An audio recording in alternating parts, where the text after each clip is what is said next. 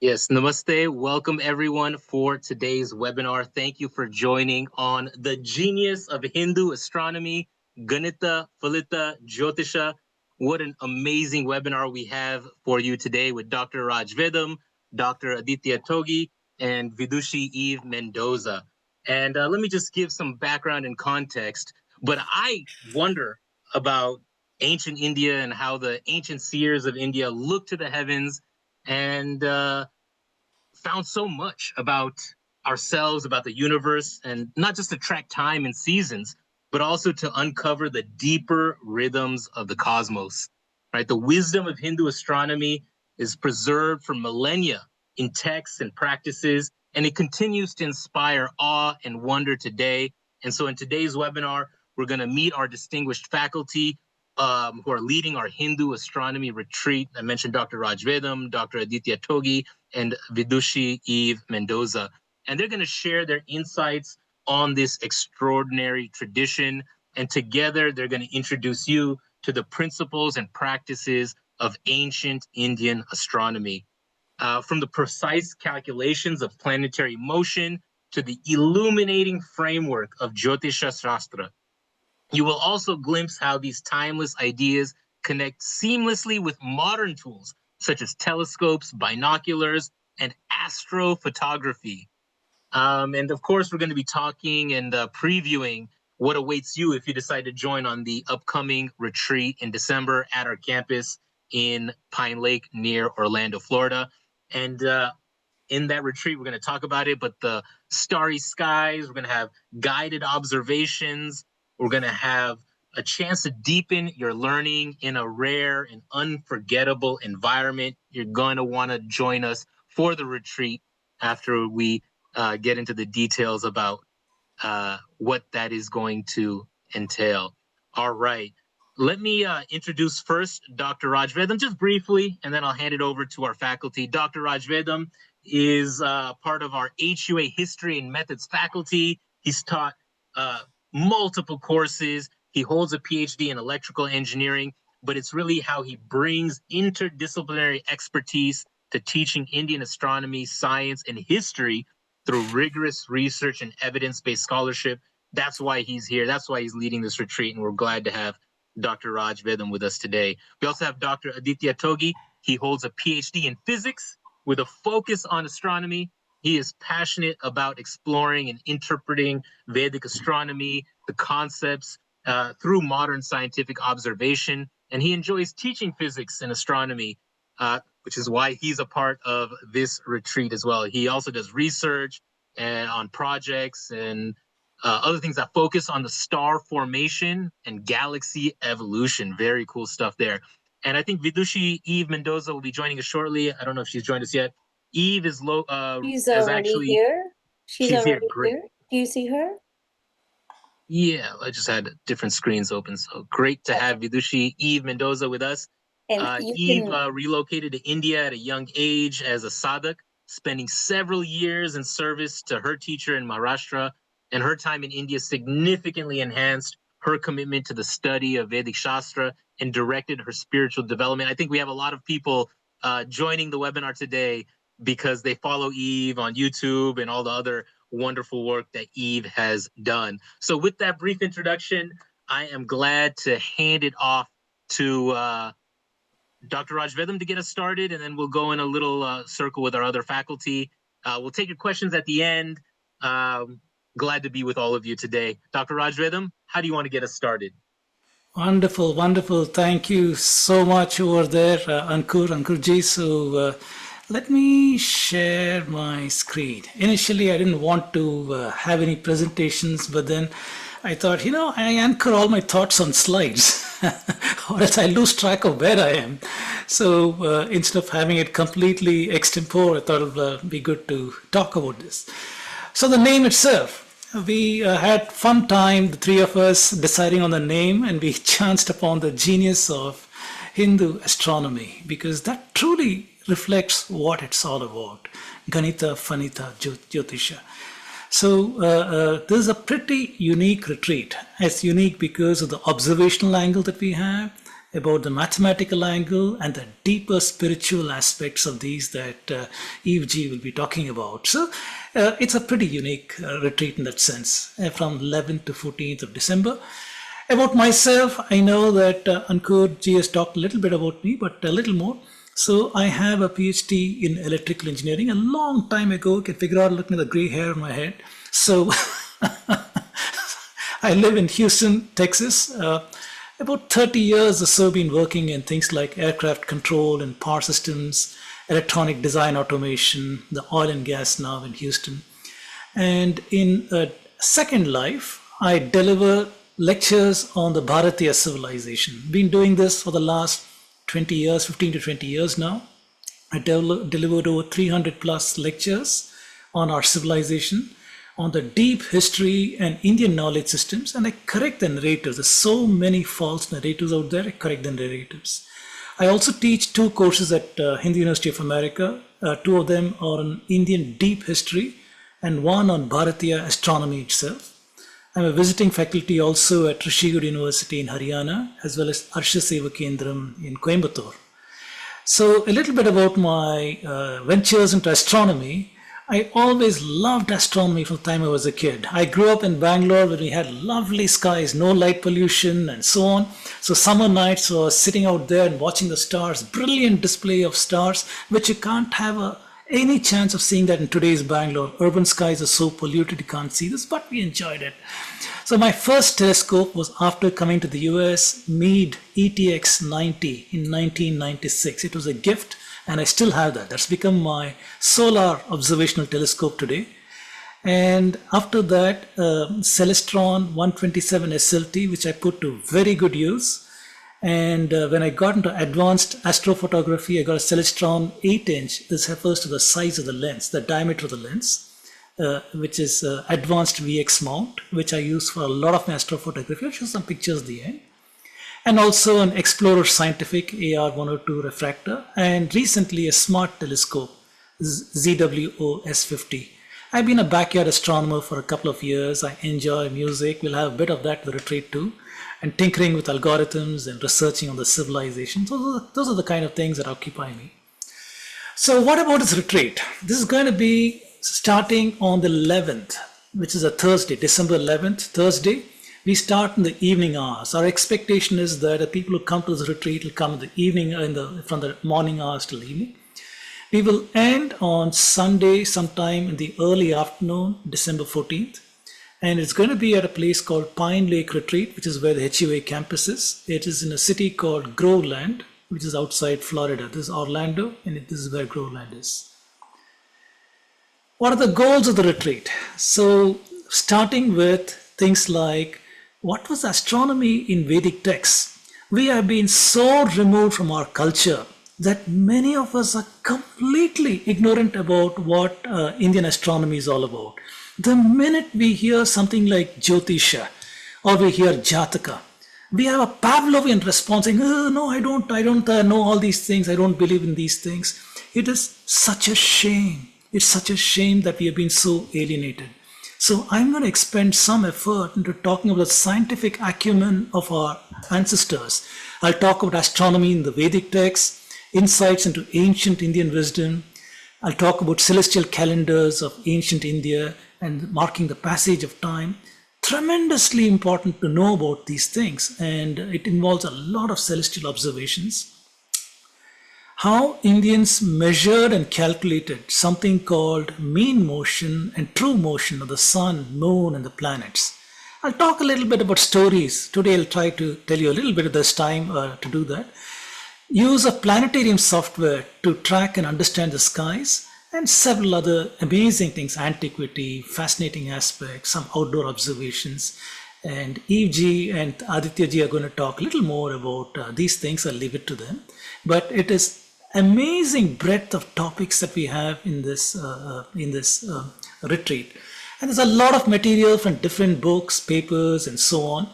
And I want to give you some information about what to expect if you come in December. So, first of all, the light pollution map. If we intend to go out there with telescopes at night, we'd like to know what kind of skies can we expect over there. So this is Orlando. And this A shading means something.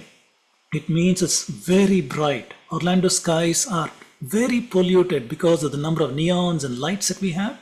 And as you go out on the freeway, heading out westwards over here, you see the color changes as you get out of Orlando into suburban areas, and finally Groveland is over here with a different color altogether. So the light pollution reduces as you go out. As you can see in this color map over here, light pollution reduces as you go out. And in fact, there is a scale called bottle scale. I'm going to talk to you about that. And our retreat is in this area. This is the exact zoomed in location of our retreat. And the skies are classified as class 4 bottle skies. This is for the dark sky understanding. What does that mean? So this is the bottle scale. This is where Orlando is. It is classified at 8 or 9. You can't see a single star in the sky. You can't see a single star in the sky because it's all washed out with the amount of pollution you have.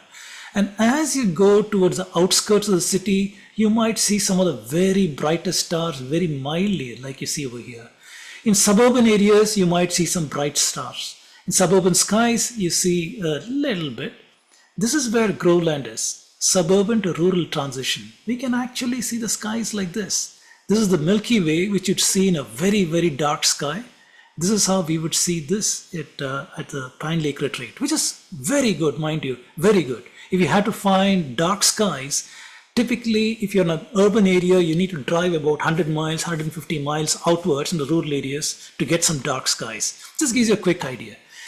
Night temperatures are cold. As you can see over here, the average high and the average low.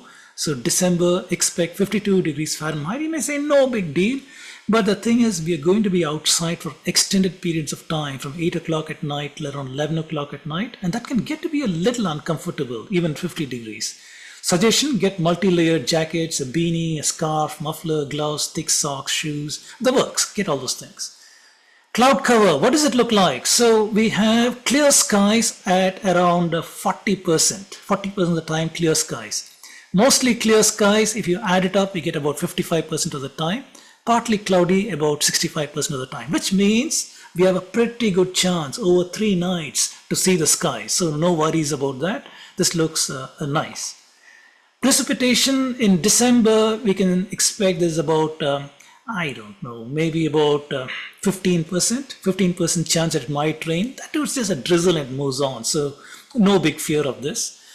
And the weather outlook, as you can see, this is the extended outlook. Night skies are around 54 degrees, 53 degrees, and so on. So it can get to be a little chilly, so dress warm.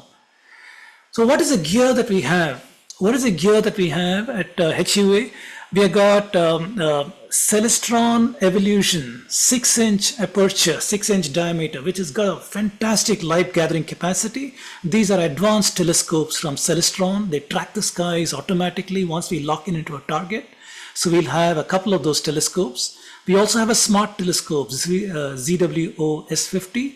We have several binoculars, I think about 10 to 12. We have 10 by 15 binoculars. Many accessories, adapters for smartphones who can take pictures, and also a specific astronomy camera, which is this one, with which we'll take some photographs and those kinds of things. And what will you have to bring if you come to the retreat? You need to bring your laptop. We'll be using this for planetarium studies, and you should learn your cell phone camera application. If you want to take pictures of the night sky through the telescope, can you control it with manual settings for your shutter speed, exposure? A notebook to take notes of the lectures. There's going to be a lot of classroom lectures too, so you'll need a notebook for that. Like I said earlier, a warm jacket and all this kind of things, you need that. So these are some of the things that we have taken pictures of with a smart telescope. This is the Andromeda Galaxy. This is the Orion Nebula. This is Rohini Nakshatra. And this is Kritika Nakshatra. So we are going to take pictures of the beautiful nakshatras. Once you see Kritika, you're going to fall in love with it. These are like blue diamonds in the sky. They literally are blue giants, and it's an amazing sight to see that. And also the planets. We'll see Saturn, we'll see Jupiter, we'll see Mars. We won't see the eclipsed moon. These are all pictures that I've taken. So I'll help you to try and take some of these pictures too. So that is the end of my presentation. If I can ask my co-host that I can take just 2 more minutes, I'd like to give one small sampling. Is it okay, guys? I know I'm taking a little too much time over here, but just give me 2 more minutes. I'll tell you just one story to whet your appetite. So this is the story of Dhruva, right? Many of you know about Dhruva. Who was Dhruva? He was an unhappy kid because his dad decides to marry a younger woman, got tired of his old wife, marries a younger woman. And one fine day, this poor boy, Dhruva, goes and sits on his father's lap. Younger wife, shoo, no place for you here. And this boy is so distraught, he starts crying and goes, mother, where is my place? Ma, I can't sit on my own dad's lap. And mother consoles him with karma theory and all those things. He cannot be consoled. So he goes off from home, does tapasya, he meets the Saptarishis that teach him how to do tapasya. He prays to Bhagavan Vishnu. Finally, Bhagavan comes. What do you want, Dhruva? He asks. Dhruva wants nothing. He's in a state of bliss, right? He's in a state of bliss. He wants nothing. Then Bhagavan says, after your time, Dhruva, I'll make you into an immobile star in the sky. And he also says that all the nakshatras will go in pradakshina around you. Your place is the highest in the heavens, highest. Nobody is higher than you, and everybody will go around you. So this is a story that comes from the Vishnu Purana, book 1, chapter 12. So most of us are conditioned to take these kinds of things as silly stories and discard these things as mythology, what kind of things. But look deeply, what is it telling us? This story is something our ancestors have encoded with some wisdom over here. They're pointing out that Dhruva is the pole star. The pole star is immobile in the sky because the axis of rotation goes through the pole star, literally points to the pole star, right? Because of that, where I'm pointing to, if the earth is revolving west to east, that star appears immobile in the sky. Everything else is going around that pradakshina. That is what Vishnu is saying. Additionally, Vishnu says your unhappy mother, Sumati, she will also be next to you. That, my dear friends, is an astronomical observation, right? It points to a time when next to the pole star, we had another star. Today, if you look at Polaris, there is no star next to Polaris. There's no companion. So was Vishnu lying? Well, not so. If you take a look at this, in our times, this is Dhruva, slightly off from the pole star point, but there's no companion nearby. But if you crank the time back to 2800 BCE, almost 5,000 years ago, you see Thuban was a pole star, and next to it you find a companion. So these are the kind of things I'm going to point out. These are the kind of things I'm going to point out. How the stories that you think are mythology are anything but. They have a lot of wisdom behind them. I will stop over here and take your questions a little later. So let me hand it over to Eve G. Please take over. You're on mute, Eve G. You need to unmute yourself. Namaste, everyone. I'm also going to share my screen.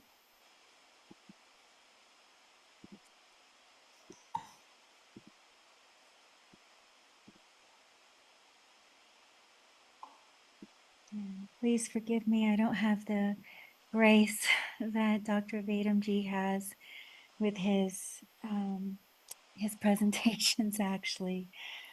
So I have to start by honoring my teacher.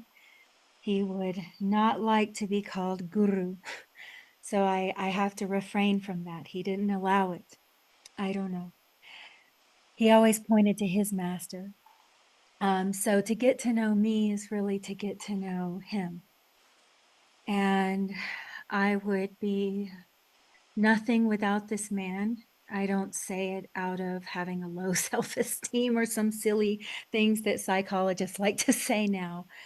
I say it out of a genuine acknowledgement of the value of his time and what he did for me, a foreigner, a 17-year-old American girl. I mean, I can't begin to express. So I would like to open the Guru Mantra, and then I'll talk to you guys about the retreat.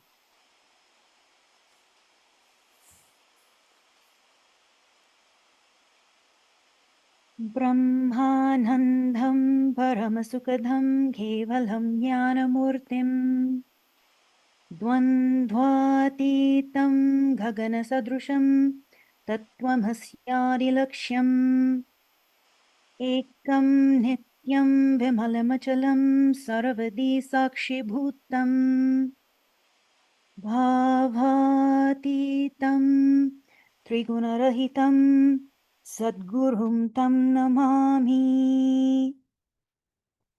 ध्यानमूलं गुरुर्मूर्ति पूजामूलं गुरुर्पदम् मन्त्रमूलं गुरुर्वाक्यम् मोक्षमूलं गुरुर्कृपा ॐ श्रीगुरुभ्यो नमः ॐ शान्ताकारं भुजगशयनं पद्मनाभं सुरेशं विश्वधारं गगनसदृशं मेघवर्णं शुभङ्गं लक्ष्मीकान्तं कमलनयनं योगिभिर्ध्यानगम्यं वन्दे विष्णुं भवभयहरं सर्वलोकैकनाथम्. Thank you. Okay, so speaking of the teacher, I just wanted to bring here my way of thought because you're going to learn so much in the retreat and I'm going to dive so deep that I didn't want to bring that here. I wouldn't even have time to answer questions probably. So you need to get to know me. Some of you may already. The Pi team, Togiji and I were always talking about Nakshatras. And Dr. Vedamji, we had such a pleasure of attending his retreat and we were just moved. His voice for this civilization that has embraced me as an outsider, when many of us have lost our cultures due to colonization and monotheism. It's not any of our true identities. And the brilliance that Dr. Vedam brings is only going to enhance Togiji and I's speaking of Jyotish Shastra in the various ways that we do. So how I approach this, guys, please understand before you come to the retreat, I'm not a blind faith person. And I have to address this because one of the first things I should maybe show you is why Jyotish is not astrology, why the words are very different. And any of my students, Nandita ji here is one of my top students actually, and she's a brilliant teacher. She's even offering classes already. And she can attest to this. The amount of detail and specificity I ask of my students because of how this culture is being lost, and it's all we have left. If you actually analyze this civilization and contrast it with the violence and sheer disregard for life that the other cultures are instating upon humanity, you may feel what I feel in my heart, which is an urgency. And so it is important to understand Jyotish is not astrology. Now, we could split hairs and say that astrology is a part of Jyotish, if you really understand what the word means. But the common everyday use of this future prediction and this, sun sign personality analysis and all of this, please do not expect that of me. Jyotish is profound. And if we're to disrespect it this way, we definitely will lose the culture. And I would dare all of you who are students of Jyotish Shastra at the moment with any other teacher to question some of the validity of all of the cheapening of this Shastra by not doing it correctly. One of the qualifications of a student of Jyotish was actually to know Ganita, which Tokiji is going to be bringing to us. Actually, what Dr. Vedam is bringing, the history was never left out, as a matter of fact. You had to know your roots. All of this, the Siddhānta, Samhitā, and Horā, was all practiced together. It was not just, let me look at your palm, you're going to get married next week. And this has turned it into something nearly almost like superstitious. So let's start here. If you had any questions that your Shastra was profound and wise, never dismiss something like the Gita. I've heard comparisons to the Bible. What are people thinking by bringing these comparisons? Please don't do this. Please study the Gita and then study the Bible. Only by seeing with your eyes, you'll know the difference and you'll know the value. So let me turn this into full screen. So from the Gita, we see something that all researchers learn if they're genuine. Anyone in pursuit of truth, which I am in pursuit of truth, must adapt humility first. Without humility, you will not be able to learn. It's not something that the Gita, let's say Bhagavad Gita, is saying to keep you religious and ignorant and with blind faith, and you have to be modest. No. Without humility, you will run into the same problems that any of you that are Jyotish skeptics that are here, you're my friend. I am going to love to meet you at the retreat. Also, those of you that are approaching it with blind faith, I am really excited about meeting both groups of people because this is a pursuit of truth which doesn't have room for either. Meaning, we have to go in the middle somewhere and we have to admit we don't know. And we have to start by seeing, witnessing.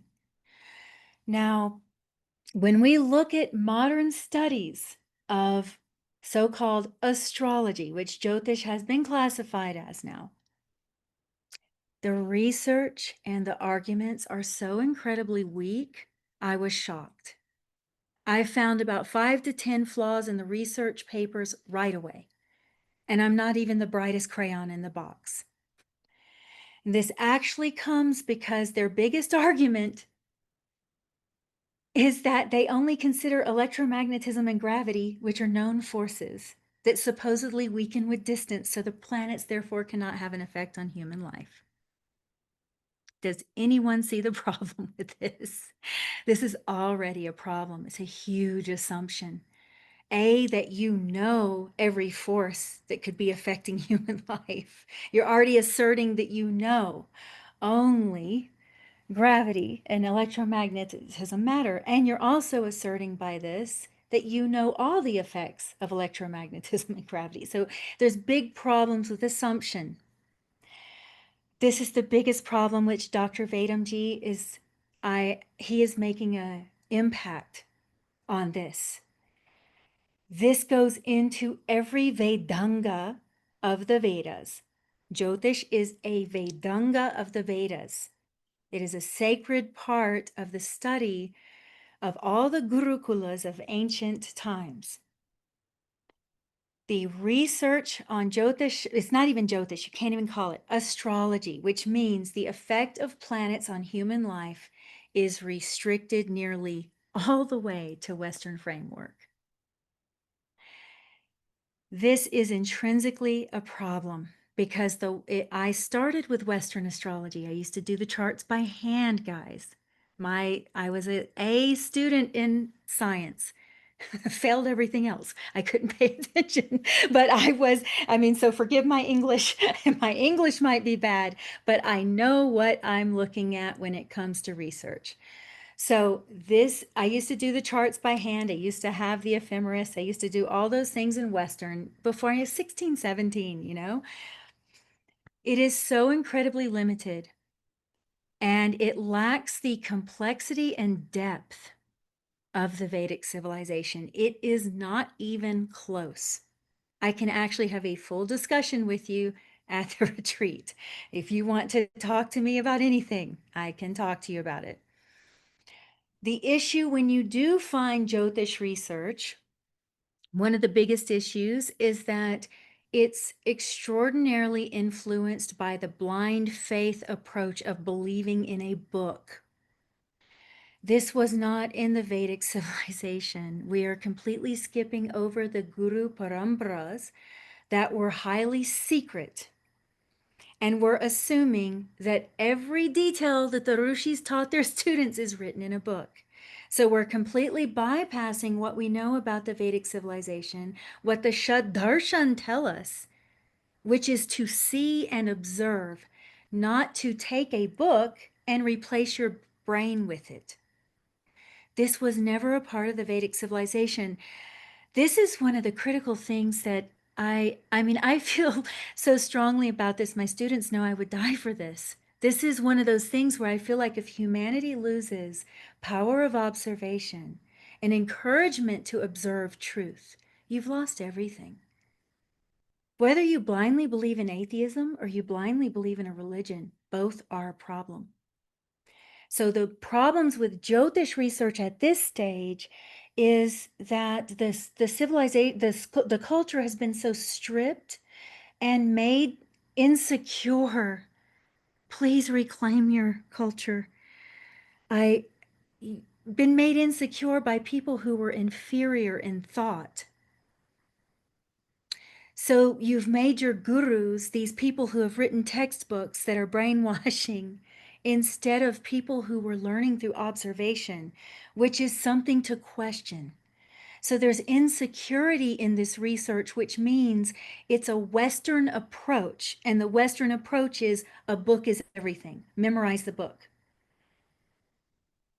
That's lacking depth of perception. Truth can never be in a book. So a lot of the studies are also moon-only studies. This is also ignorant. To any researcher, you should see the problem with this right away.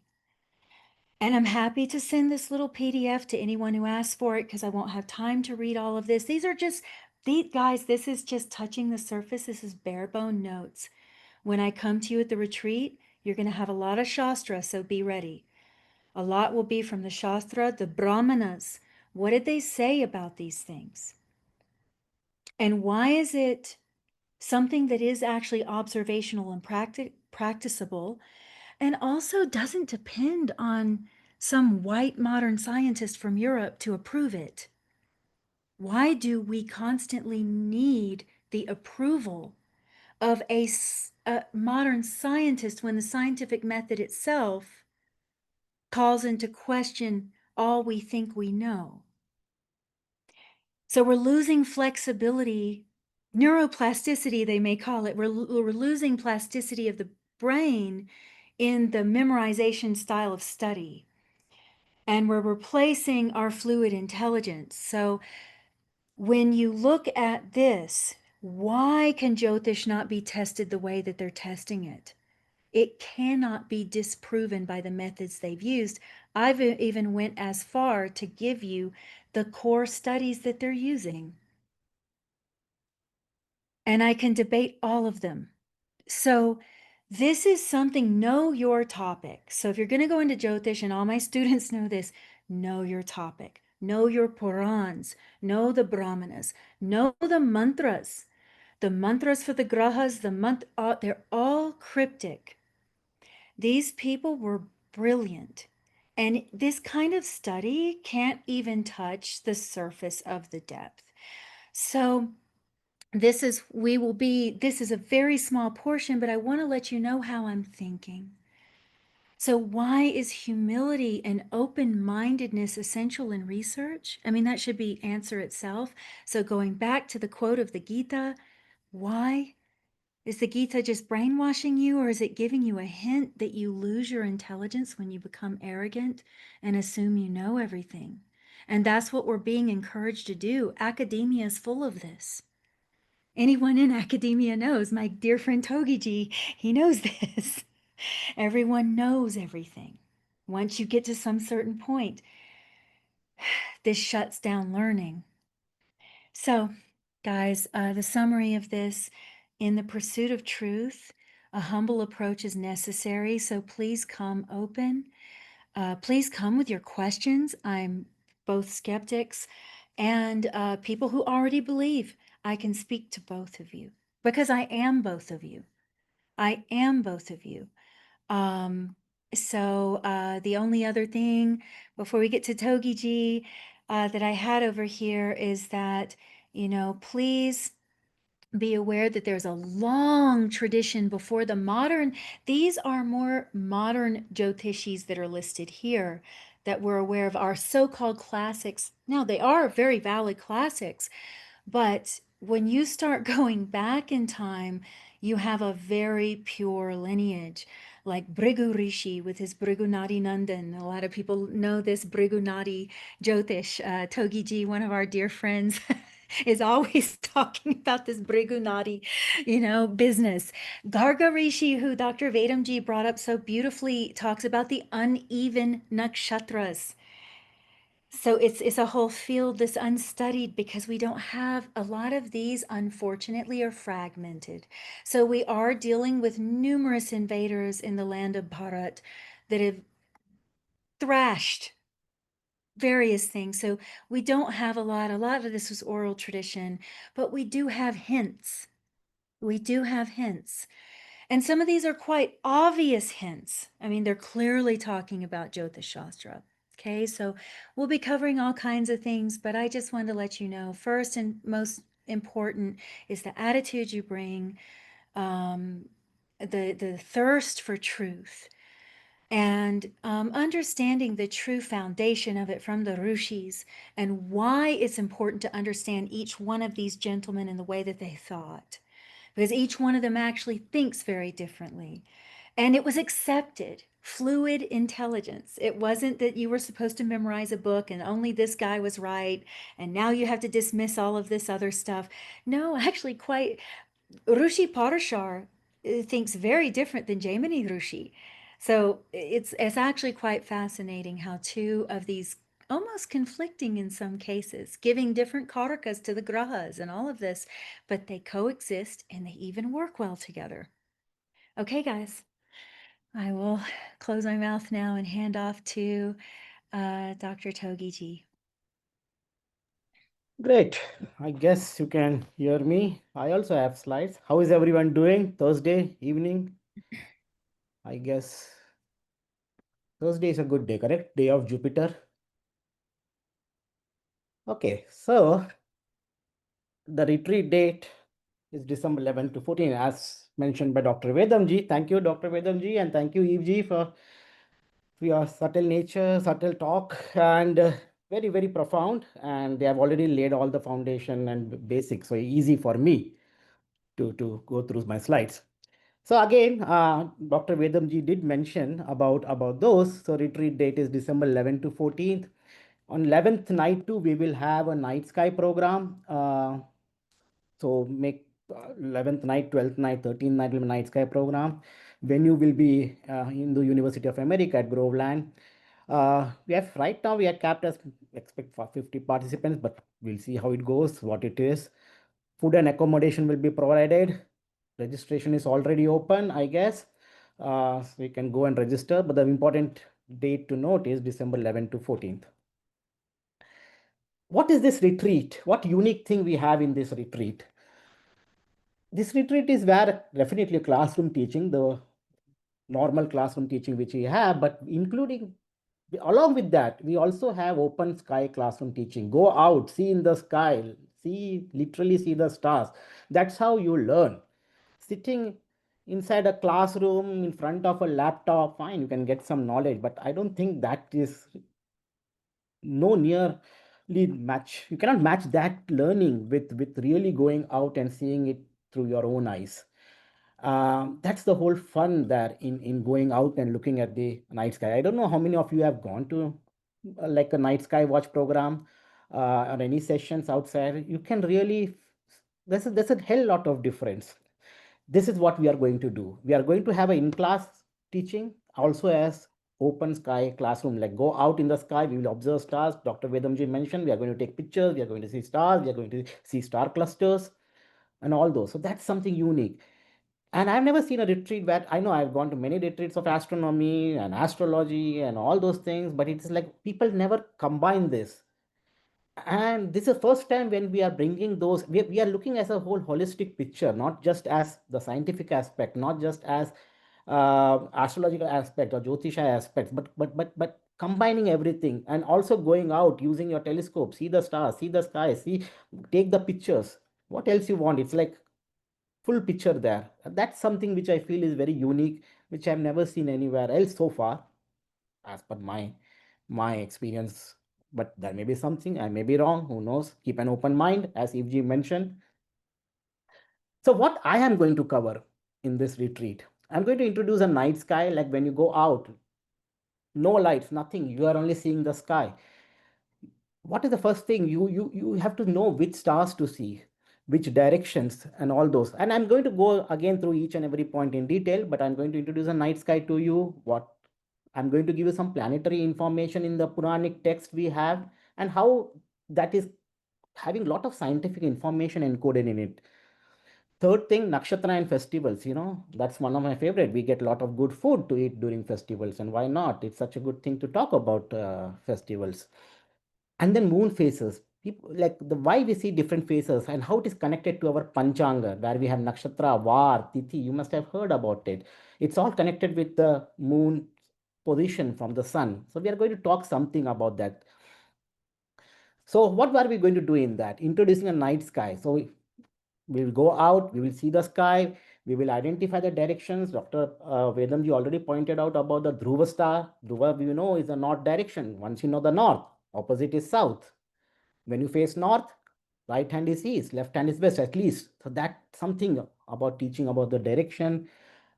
I will teach you about how to identify constellations, planets, primary different stars. So we'll talk about that. We'll talk about some stories. Learning stories inside a classroom and learning stories of nakshatras going out is a way different experience in itself. And I would like to talk about some of the scientific facts encoded in those stories too. I don't know whether it was really a story. There's a lot of information one could encode it.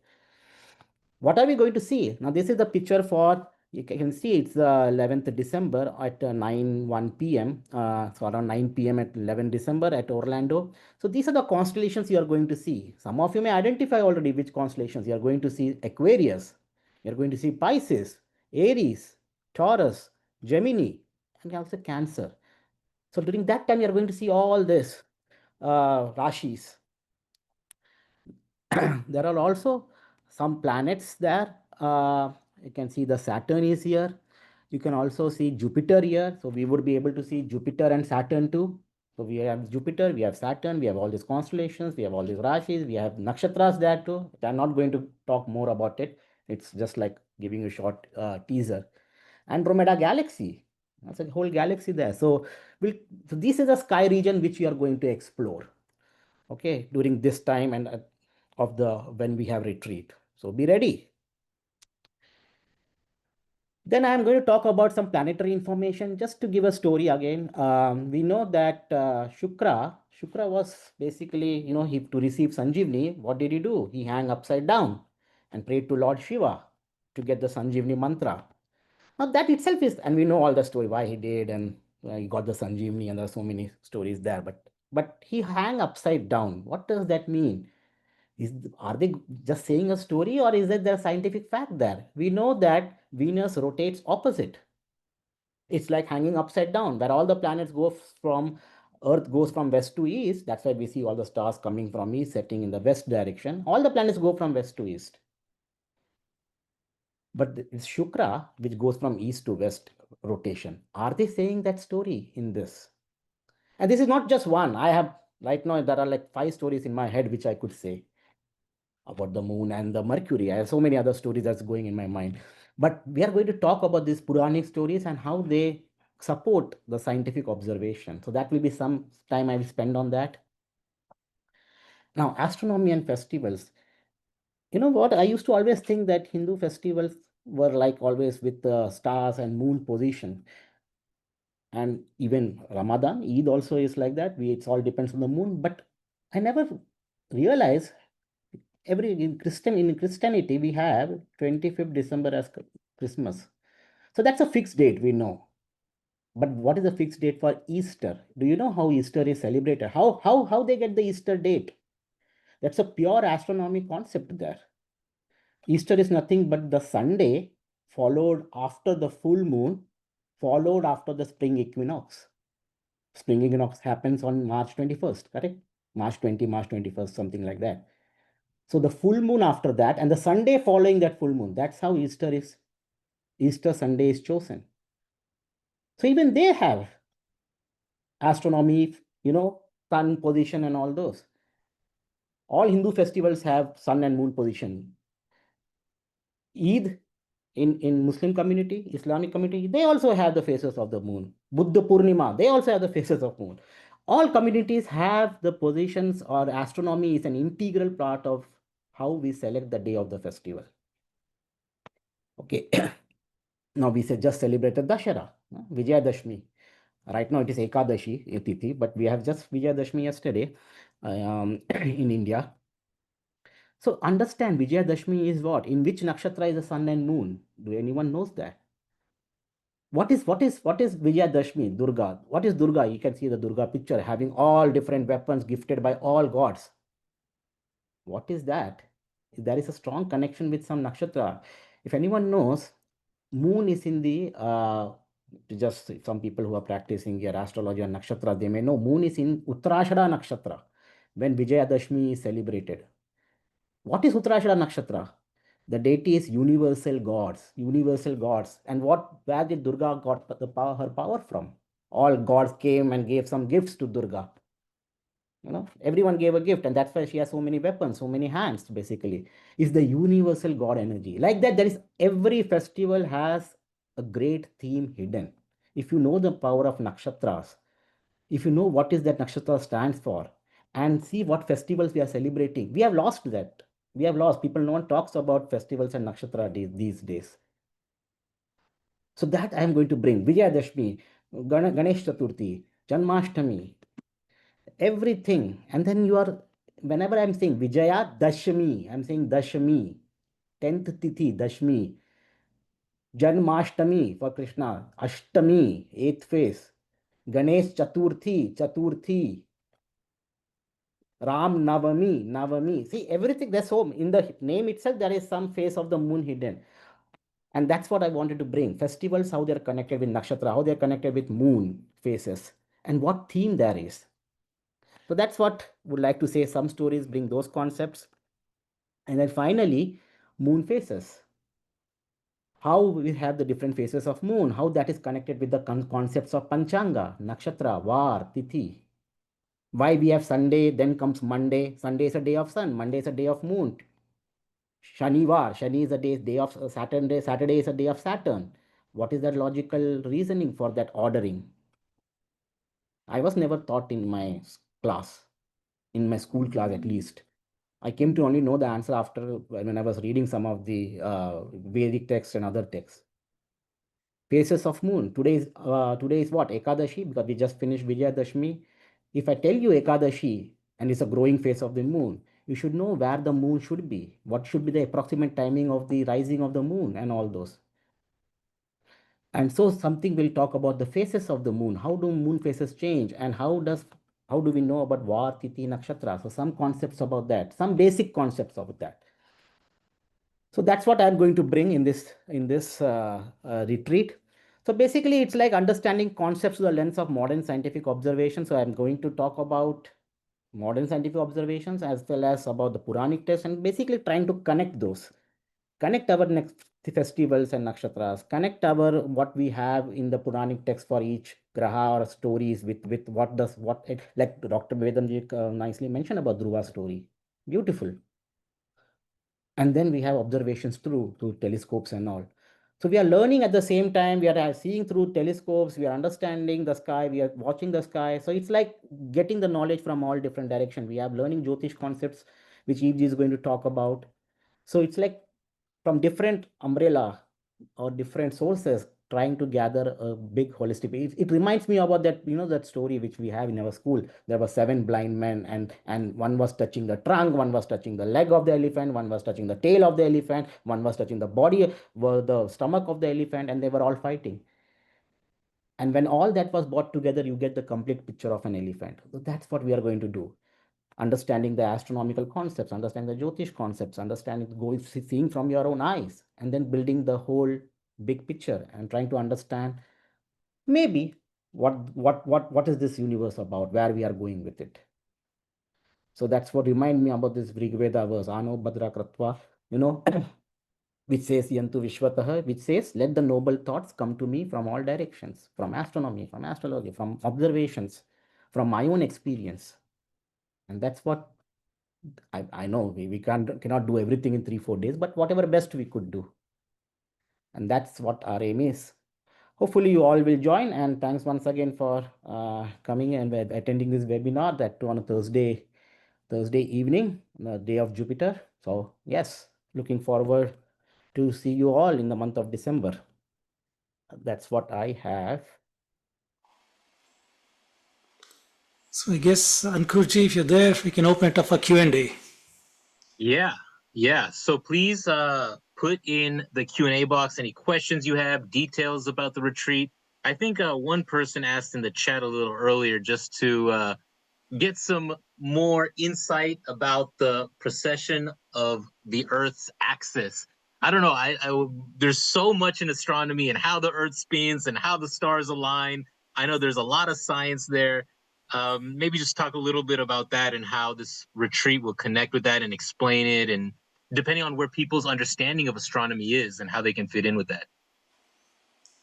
So there's a lot to say about precession. I don't think we have the time to go completely into it, but rest assured to say that there was a Serbian scientist called Milankovitch who in the 1920s he identified the 3 phenomena that the Earth is experiencing that has an impact on the amount of radiant energy we get from the sun, and it is linked to the drought cycles and ice age cycles. This is one of the most successful scientific theories we have had, because you can correlate it, whatever he predicted, with the ice core samples we get from Greenland and from Antarctica and places like that. So it's an amazing theory.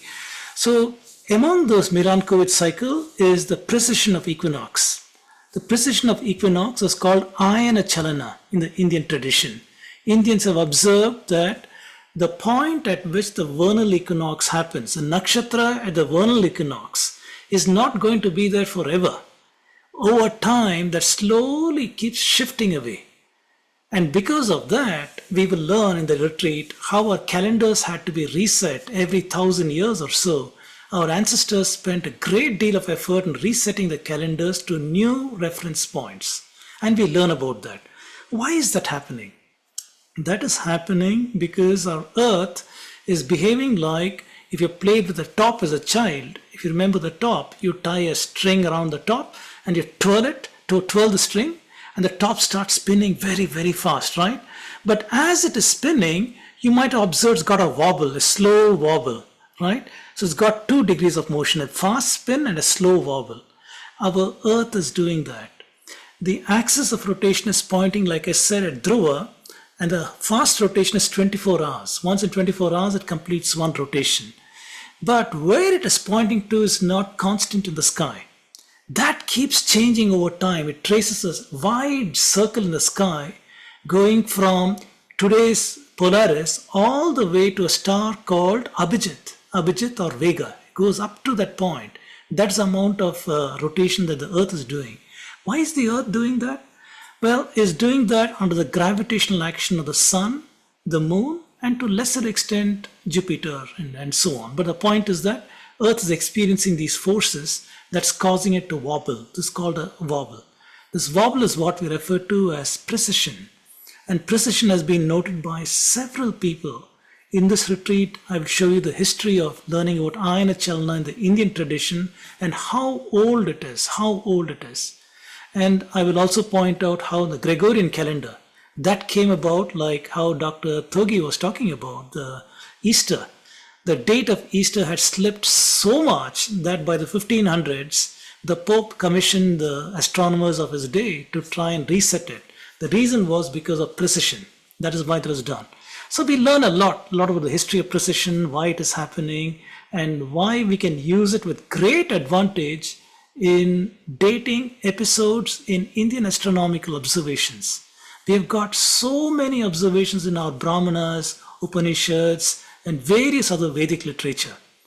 We can use precession of equinox to date these things precisely.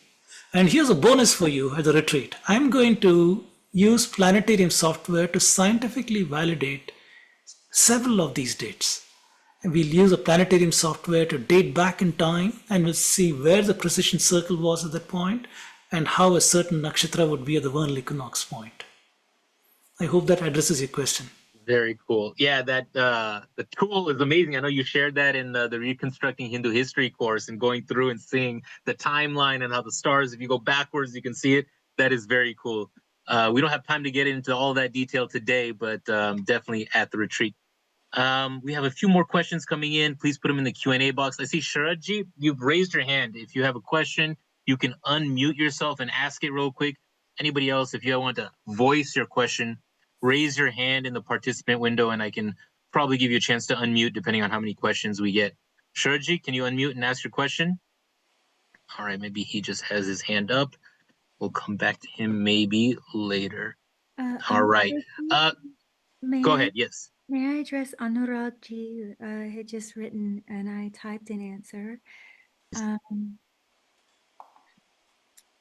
There is a gentleman, I think there was someone who asked, and I just typed an answer about the research available on Phalita Jyotisha. I want to make it clear, I will be talking about this extensively at the retreat. So that must not have been clear in my presentation. Why I'm showing you the flaws in the research. And there's also someone else asking about why do we need modern science to justify Puranic knowledge? That's a very valid question. You don't technically. However, if you want to reach your brothers and sisters who have been brainwashed by this style of learning, you will have to know the language. It'll be very selfish of you to just approach it with blind faith. You will not be able to speak to your brothers and sisters who have bought with full faith the Western system. So please don't dismiss people who are looking for answers through science because they don't know better. They have been hit over the head with a club that says only this is valid. So with the research with Jyotish, one of the issues with Phalita Jyotish is that when people go to research what they are calling astrology, it's usually Western, then here's the issue with Phalita Jyotish research. It's mostly done by someone putting in phrases from a book that even changes per translation. Okay, meaning there's no consideration for parampara, for the secrecy that was observed by these gentlemen. How many of you know Chanakya? One of his rules was secrecy, right? You don't tell your enemy your knowledge. You think that entire Jyotish Shastra is written in a book like a Western person would do? That's not intelligent. So if Phalita Jyotish is correct, why in the world would you write it all in a book? So we need to be intelligent with this, guys. We need to be a family, and we need to be able to address both the scientific need and the people who just naturally kind of intuit that this has a truth to it. All of you guys are valid. The skeptics are every bit as valid, is what I want to say. Because what's happened with many skeptics, I understand it. My students can tell you, when I go and look at the Jyotish available online, I want to cry. So if that just tells you anything, this is why you have skeptics. Okay, I hope I answered that for both of you, because that's a very important thing. I will be talking immensely about Phalita Jyotish, karmic theory.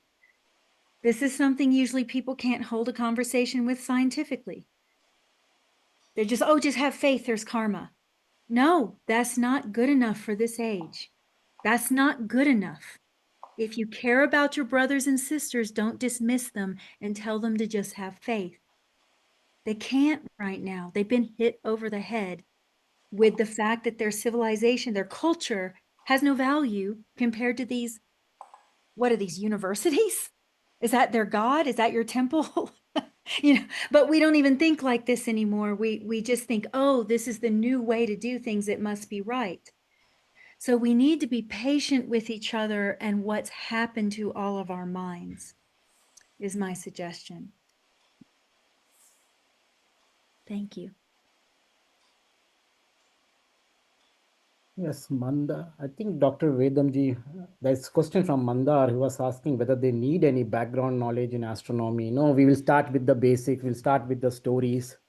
So absolutely no worries. Anyway, anyone who has a question, whether they have need to know any knowledge, no need to have knowledge of anything, just come with a free mind. That's the best way of approach. Free, clean mind. And that's it, ready to absorb all the knowledge. Yeah, great. And we have wonderful faculty that'll take you from wherever you are to actually understanding this stuff at some at a deeper level.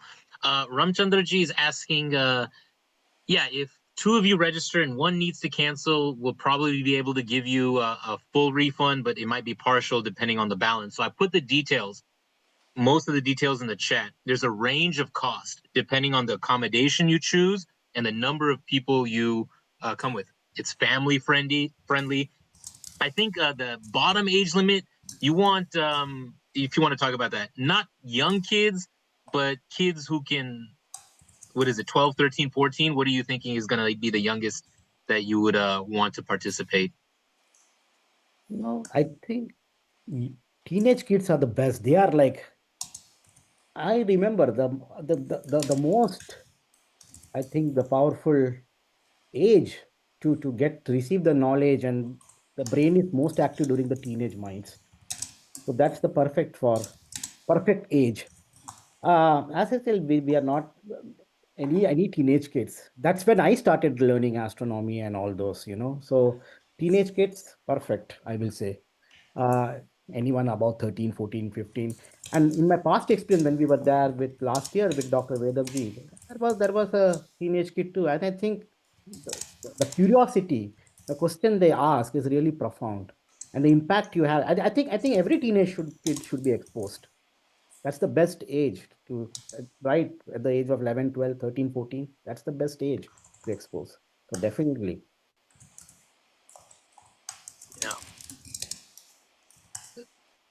Yeah. So Dr. Vedam is kind of honing in on maybe high school students, but yeah, if you have a precocious young teenager, they're well behaved, they want to do this, they are welcome to come as a participant in the retreat. We can get into the details as we get closer to registration. The recording of this meeting will be shared with everyone who registered. We'll also include some of those things like what should you bring? What is the weather that we're expecting? Dr. Vedam kind of went over that already. It's looking pretty good, like in terms of temperature, in terms of rain, in terms of cloud cover. That week is looking pretty good. So that's a really nice, the weather is with us. Yeah. Anything else that you guys want to, you guys, gals, non-binary people want to add on this front?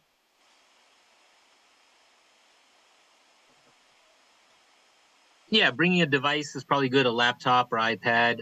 What we'll also do leading up to the retreat is you'll get your @hua.edu email address. You'll be able to log into the learning management system, all things, some other document, uploaded there and easy for you to access. So yeah, it'll be before even going there, you'll have a chance to get a little bit more familiar what you're expecting, and then when you're there, you'll be immersed into the astronomy retreat. Yeah. All right. It looks like the questions are drying up. I saw Dr. Vedam typing away some answers. If you want to answer or comment, now is the time. Oh wow, it's already 7:10. We're already 10 minutes past the hour. I didn't even realize. All right. So let's take our last few questions, and then we'll go around our panelists and get to some closing thoughts. I have the poll up. Please let us know if you're interested in enrolling in this course, in this program, in this retreat, and if you're interested in other programs or opportunities at Hindu University of America. Yeah. Ankurji, maybe there was one question on they were asking about whether they could identify grahas and all. So yes, there are apps. There are some free apps also we can download on the phone. Dr. Vedamji is going to show us the software which is going to use. So that's also very helpful. And that software is free. But there are some paid software also. But why you want to pay something if you are getting free, correct? Free is always better, but yeah. So there are free softwares available where you can have on your phone, and also some software which you can download on your laptop and all, which is completely free. And they're great softwares. I don't know, Dr. Vedamji, would you like to add on those about the softwares which you will be using or something? Yeah, the software is freeware, and I'll guide the class through downloading it and installing it. My recommendation is a laptop, not an iPad, because there's some software that will not run on an iPad, very limited software. If there is time, I might also do an astrophotography session, and that will clearly require a laptop, either a Mac, but my preference is a Windows laptop if you have that, because there's a whole lot of software for that. All right. Evji, what else is on your mind? And Nandita-ji, we haven't heard too much from you. So just as a student, as a practitioner, as somebody who's joining, if you want to share as well. Hi, everyone. I accidentally ended up here as a panelist trying to coordinate, but yeah, I thank you, Evji, and thank you. I'm Evji's student. I love Jyotisha, and last year I had the opportunity to be at Dr. Vedam's retreat, and it was absolutely amazing, and I'm looking forward to December again, and perfect blend of both topics, giving us a complete picture. So I can't wait. I can't wait. And if anybody has questions, they can reach out as far as, you know, what the retreat is like, because I was there last time. So feel free. Thank you. Great. Yes, she's asking, will there be a similar retreat organized in India? That is down the line. We will think about it. That isn't in the cards as of study tours, temple travel, you know, Mount Kailash, other things in India, but that is down the road. Yes, G, just enroll in the courses for now. While we're online, you can join from there. And thank you for being on the webinars. I think I've seen you before. Glad to have you. Yes, G, thank you for that question. All right. I think that's about it on questions. Evji, let's hear from you, and then one round around our faculty panelists. Just whatever you'd like to share. How you feeling? I'm just as I mentioned in the beginning, I'm really, really grateful for this. This is what my teacher wished. I would not be here without him asking me. I was a really in the background person. So there's a part of this is humorous to me that I'm even speaking out. But let me just reiterate this for all the people that are sincere about Jyotish. Jyotish Shastra is a Vedanga of the Vedas, and to leave one part out is not complete. It was holistic. So we're going to do our best with you in the short period of time we have. We've mentioned as a team that this might be part one.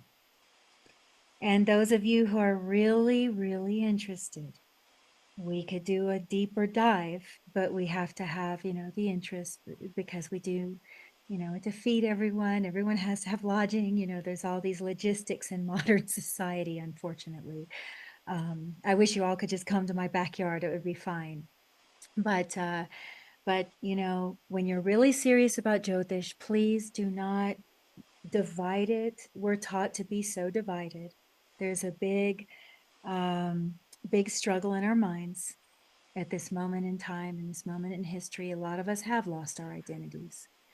And because of that, we do lean towards separatism, slicing things, compartmentalizing. And in doing that, we become what they call like this heavily left and right-brained orientation. And it's almost as if one side of the body is disagreeing with the other side of the body. So when we get into this Phalita and Ganita, they're actually married. It's not two different practices.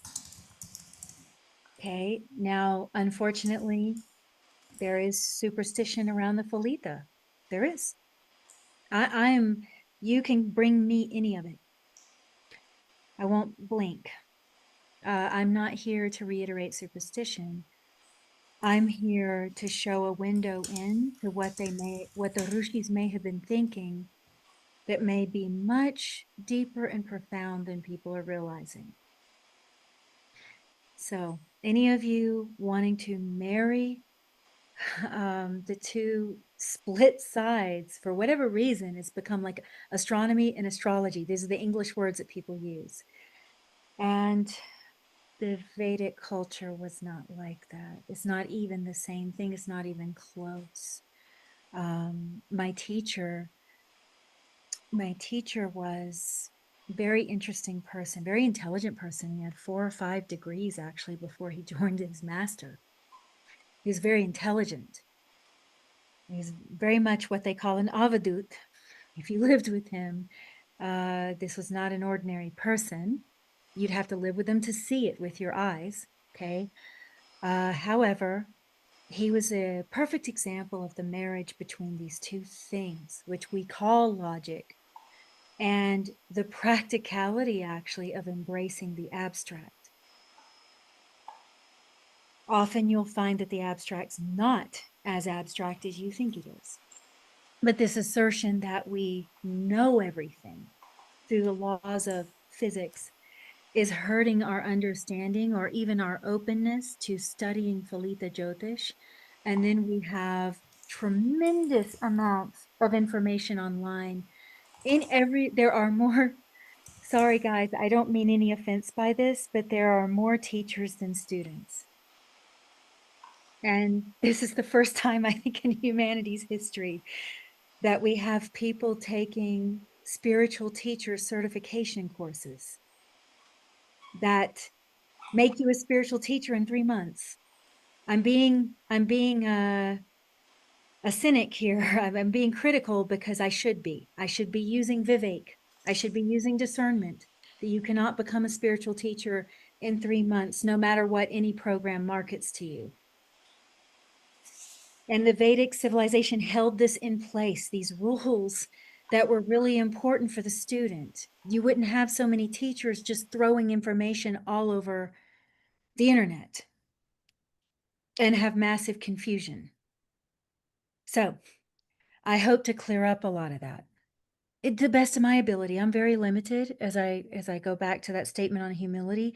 I understand my limits, so I'm going to do my best. I'll do my best. I'll be truthful with you, that I can promise. And I'll go deep with you, as deep as I can go. I have my limits. So I hope to meet you guys. Thank you. Thank you for that. Beautiful, Yuji. Dr. Togi, do you want to have some closing thoughts here? You know what? A teacher is always a student, and I have learned a lot from my own students. Talking to, when I go and give talks, to, like in a amateur astronomer club or something like that, sometimes their way of thinking really surprises me. Like, oh, I've never thought in this way. I've never thought in that way. When you are in a certain field, you get compared what you say. A certain way is of thinking. You are basically stuck in a certain way of thinking. But when you talk to others, that's where I learned many things.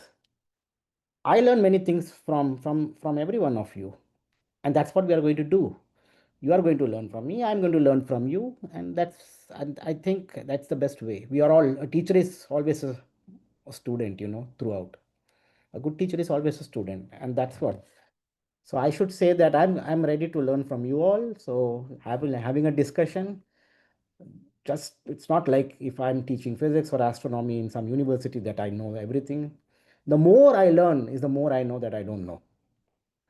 And so that's what. So we'll have a good time. We'll have good food. We will have a nice stay together. We'll chat together, and that's it.